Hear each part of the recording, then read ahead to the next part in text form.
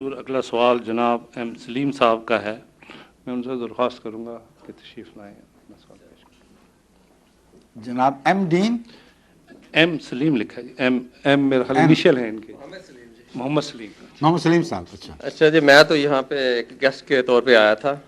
تو پہلے آیا تھا کیا مطلب؟ ابھی بھی گیسٹ ہے ماشاء اللہ. ہاں فرمائیے. کوئی آدھا گھنٹہ ہو گیا. اچھا جی جناب، بات یہ ہے کہ میں مسلمان ہوں، احمدی مسلمان نہیں ہوں. ٹھیک ہے. تو اس کا مطلب یہ نہیں کہ میں احمدی کے خلاف ہوں، بلکہ ان کا اپنا اپنا عقیدہ ہے. Good luck to them.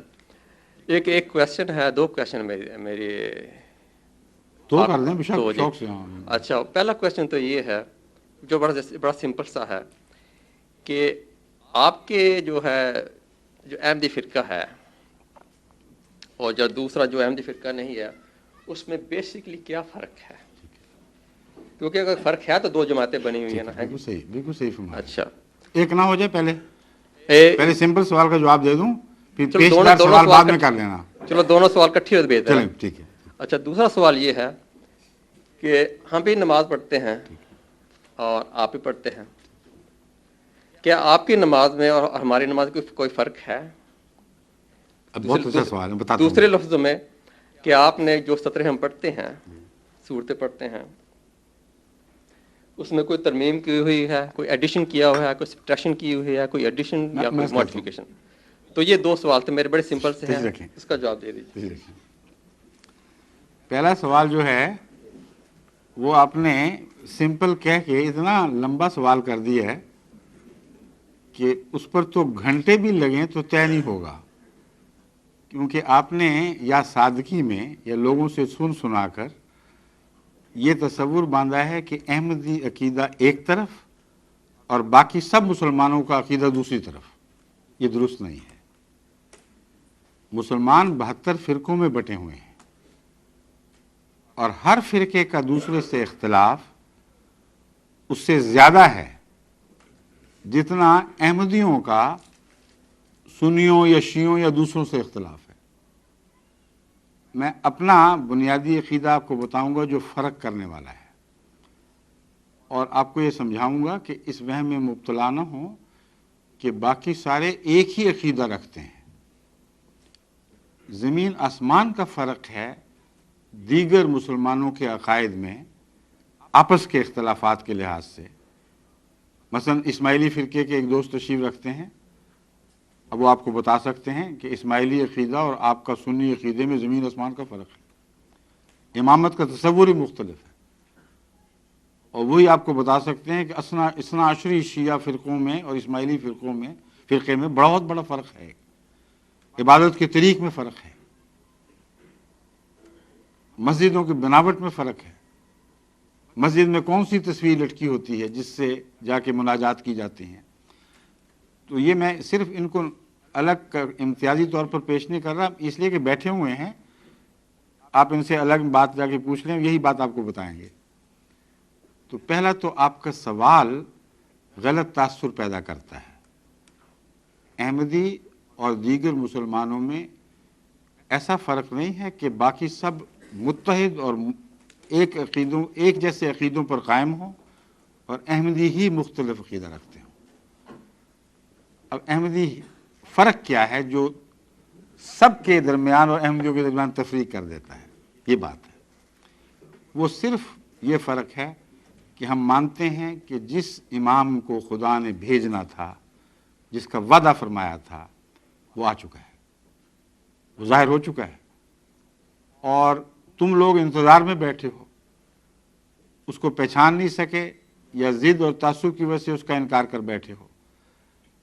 اور دوسرا بنیادی فرق یہ ہے کہ عیسیٰ علیہ الصلوۃ والسلام فوت ہو چکے ہیں، زندہ آسمان پر نہیں بیٹھے ہوئے. ان کا انتظار کر کے اپنے مستقبل کو مزید برباد نہ کرو. آسمان سے کوئی نہیں اترے گا، جس نے آنا تھا وہ آ گیا ہے. یہی عیسیٰ ہے، یعنی مانوی طور پر یہی مہدی ہے. اس کو مانو تو تمہارا بھلا ہے. اور اسلام کے اندر جو افتراق ہے اس کو مٹانے کا یہی ایک حل ہے کہ خدا کی طرف سے آئے ہوئے کو مان جاؤ اور ہر فرقے سے نکل کر اس کے گرد اکٹھے ہو. ہم سمجھتے ہیں یہی وہ ایک وحدت کا توحید کا طریق ہے. جب تفریق ہو جائے تو آسمان سے آئے ہوئے امام کے سوا کبھی اس تفریق کو اکٹھا نہیں کیا جا سکتا. اجتماع کی ایک ہی صورت ہوتی ہے، اللہ کی آواز پر اکٹھے ہو جاؤ. اور یہ کوئی ایسا مسئلہ ہی نہیں ہے جو سمجھ نہ آ سکے. حضرت عیسیٰ علیہ السلام تشریف لائے، امت موسوی 72 فرقوں میں بٹی ہوئی تھی. آپ نے کوئی ایسا فارمولہ نہیں پیش کیا کہ 72 فرقوں کے اختلاف مٹا جوا کے ایک جھولی میں ڈال دیا گیا ہو. آپ نے جو فارمولہ پیش کیا اس کو سب نے رد کر دیا. آپ کی امامت سے منکر ہو بیٹھے. اور وہ پہلی بار ہے کہ امت موسوی اس زمانے میں ایک چیز پر اکٹھی ہو گئی ہو. اس سے پہلے کبھی اکٹھی نہیں ہوئی تھی. قرآن کریم ان کے اختلافات افتراق کا کثرت سے ذکر فرماتا ہے. پھٹ گئے ان کے دل، وہ ایک دوسرے سے جدا ہو گئے. اکٹھے ہوئے تو کس بات پر ہوئے؟ الکفر ملت واحدہ. امام وقت کے انکار پر جو پھٹی ہوئی قومیں وہ بھی اکٹھی ہو جایا کرتی ہیں. بس آج جو سوال اٹھا ہے وہ اس غلط فہمی کی وجہ سے اٹھا ہے. امت محمدیہ تو بڑے لمبے عرصے سے بڑھتی چلی آ رہی ہے. احمدیت کو سر دست بھول جائیں، وہابی، سنی، بریلوی، شیعہ اور اثنا عشری اور اسماعیلی اور پھر علوی وغیرہ وغیرہ اختلافات تو اتنے شدید اور کثرت سے رہے ہیں کہ مسلسل آپس میں لڑائیاں رہی ہیں، خونریزیاں رہی ہیں، مسجدیں مسمار کی گئی ہیں، قتل و غارت ہوا، زندہ جلا دیا گیا اختلافات پر. تو آج جو اکٹھا آپ کو نظر آ رہا ہے وہ صرف حضرت مرزا صاحب کے انکار کا اکٹھ ہے، اس کے سوا کوئی اکٹھ نہیں. آپ ان سے پوچھیں کہ اچھا ہمیں ایک وہ تو عقیدے بتاؤ جس پہ تم سب اکٹھے ہو، پھر آپ کو سمجھ آ جائے گی. اکٹھے ہیں ہی نہیں. ہر مسجد شروع میں ایک دن میں رمضان شروع ہونے کی قائل تھی، عید آئی تو پھٹ گئے اسی وقت. ایک مہینہ نہیں صبر کر سکے اتحاد پر. انہوں نے آپ کو کیا اتحاد کی تعلیم دینی ہے؟ بس یہ بنیادی چیز ہے. جماعت احمدیہ اس فارمولے پر مسلمانوں کو اکٹھا کرنے کے لیے قائم فرمائی گئی جو ہمیشہ سے اللہ تعالیٰ کا فارمولہ ہے کہ جب لوگ پھٹ جائیں اور بٹ جائیں تو اللہ امام بھیجا کرتا ہے. اس امام کی شدید مخالفت ہوتی ہے، لیکن وہ مخالفت اس کو مار نہیں سکتی. یہ قطعی نشانی ہے. جھوٹے امام بھی آتے ہیں لیکن مٹ جاتے ہیں مخالفتوں میں. وہ ہر مخالفت کے بعد پہلے سے زیادہ طاقتور ہو کے نکلتا ہے. جتنا اس کو سکیڑنے کی کوشش کرو اتنا بڑھتا چلا جاتا ہے. یہ تاریخ جماعت احمدیہ کے حق میں ظاہر ہوئی ہے کہ نہیں، یہ دیکھ لیں آپ. اور جب سے ان علماء نے مخالفت شروع کی ہے اور اتحاد کیا ہے مخالفت پر، اس وقت سے ان مجاہدین کو پاکستان میں جہاں سب سے زیادہ مخالفت ہے، اللہ تعالیٰ نے کیا کیا برکتیں عطا فرمائی ہیں. کیا ملک پارا پارا نہیں ہو گیا؟ کیا ہر گلی دوسری گلی سے جدا نہیں ہو گئی؟ کیا عزتوں کا احترام کلیتاً اٹھ نہیں گیا؟ کیا رمضان میں گینگ ریپ کے واقعات نہیں ہوئے؟ کیا بچوں کی زندگی کا امن اٹھ نہیں اٹھا؟ کیا اغوا کے واقعات بڑھ نہیں گئے؟ ڈاکہ، چوری، قتل و غارت، دھماکے، بندوق کی نالی پر لوٹ لینا، یہ کیا گھر گھر روزمرہ ہونے والے واقعات نہیں ہیں؟ خدا یہ انعام دیا کرتا ہے اپنے نیک مجاہد بندوں کو. بس جب سے احمدیت کی مخالفت میں پاکستان کے علماء نے خصوصیت کے ساتھ گٹھ جوڑ کیا ہے، اس دن سے آج تک کی تاریخ کا مطالعہ کر لیں اور پہلے کی دیکھ لیں، زمین و آسمان کا فرق پڑ چکا ہے. سیاست پھٹ گئی، صوبے جدا جدا ہو گئے، لوگوں کے دل پھٹ گئے، ظلم اور سفاکی کا دورہ ہو گیا، عدالتوں سے انصاف اٹھ گئے. اب یہ خدا اپنے نیک پاک بندوں کو جو اس کی خاطر جہاد کرتے ہیں ایسا اجر تو نہیں دیا کرتا. کبھی سنا ہے آپ نے کہ خدا نے ایسا اجر دیا ہو؟ تو اگر ہم جھوٹے ہیں تو یہ پکے جھوٹے ہیں، کیونکہ ان کے ساتھ خدا نے جھوٹوں والا سلوک کر کے دکھا دیا ہے. جو کبھی بھی سچوں کے ساتھ نہیں کیا. اور ہمارا کیا حال ہے؟ جب سے ہمیں انہوں نے اسلام سے باہر نکال کر پھینکنے کی کوشش کی ہے، جماعت احمدیہ کو اتنی تیزی سے دنیا میں ترقی نصیب ہوئی ہے کہ پہلے جو 100 سال میں نہیں ہوتی تھی وہ ایک سال میں ہونے لگ گئی ہے. گزشتہ سال اللہ تعالیٰ کے فضل کے ساتھ جلسہ سالانہ پر جو ٹیلی ویژن کے ذریعے میں نے بیعتیں لی تھیں ایک سال کی 16 لاکھ تھیں.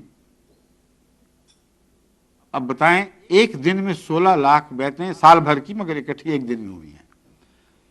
یہ کسی احمدی کے میرے یہاں آنے سے پہلے خواب و خیال میں بھی نہیں تھا. چند ہزار ہوا کرتی تھی.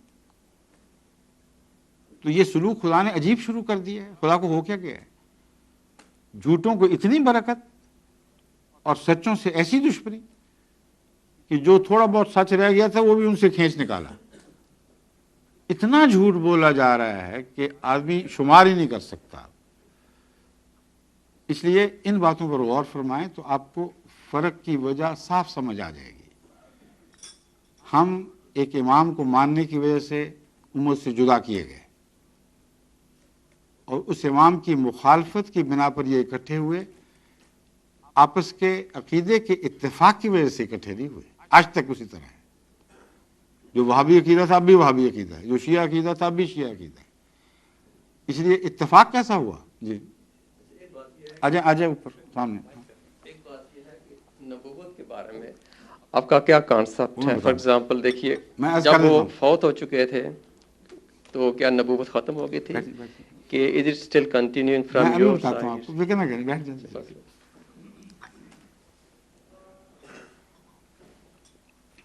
میں نے اپنے جواب میں 2 باتیں کہی تھیں. ایک، امام آ گیا ہے ہم نے پہچان لیا. دوسرا، عیسیٰ علیہ السلام فوت ہو گئے. ٹھیک ہے نا؟ نبوت کا ذکر نہیں کیا. کیوں نہیں کیا میں آپ کو بتاتا ہوں. اس لیے کہ نبوت کے بارے میں ہمارا اختلاف ہے ہی نہیں. یہ سارے مولوی جھوٹا پروپیگنڈا کر رہے ہیں.